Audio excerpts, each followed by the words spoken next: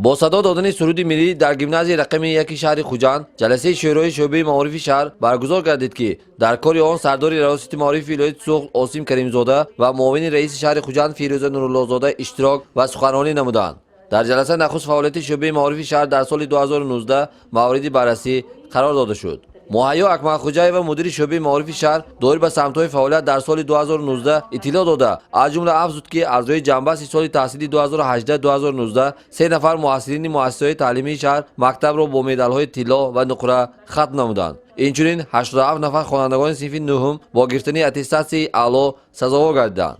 تاکید گردید که در سال تحصیلی 2018-2019 102 نفر خوانندگان صنف‌های 5 و 11 در المپیادهای فنی ولایتی در المپیادهای جمهوریوی از جمله 47 نفر خوانندگان مؤسسه‌های تعلیمی شهر با گرفتن جایهای افتخاری سزاوار گشتند.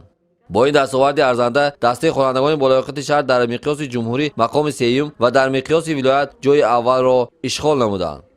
در المپیاد بین‌المللی فنی و لایحه‌ای طالب علمان شهر با گرفتن 29 جای افتخاری در المپیاد بین‌المللی فاصله‌ای 71 جای افتخاری در مجموع 100 جای افتخاری سزاوار گردیدند. دسته خوانندگان بالاقامت مؤسسه‌های تعلیمی شهر خوجند در گرفتن مدال‌های طلا و نقره، اتستات اعلی، اشتراک در المپیاد ولایتی، جمهوریوی و بین‌المللی پیوسته به مقام‌های افتخاری نائل گردیدند.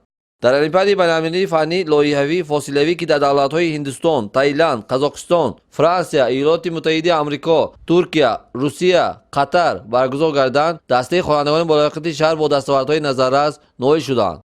مهیا اکمل خوجای همزمان دایر به دستاوردهای دیگر سمت‌ها معلومات مفصل ارائه نمود.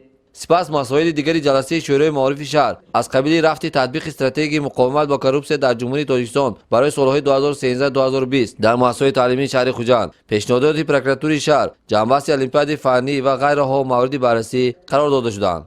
سردار ریاست معارف ولایت سوخت عاصم کریمزاده و معاون رئیس شهر خوجند فیروزه نورالله‌زاده با نتیجه‌گیری از فعالیت شعبه معارف شهر در سال 2019 از جمله تاکید داشتند که اهل معارف شهر بهره بلند برداشتن سوادآموزی مکمل و تربیت کامل خوانندگان از تمام امکانات‌ها استفاده برند. با وظیفه‌گذاری و معین نمودن جنبه فعالیت به جلسه شورای معارف شهر حسن انجام بخشیده شد.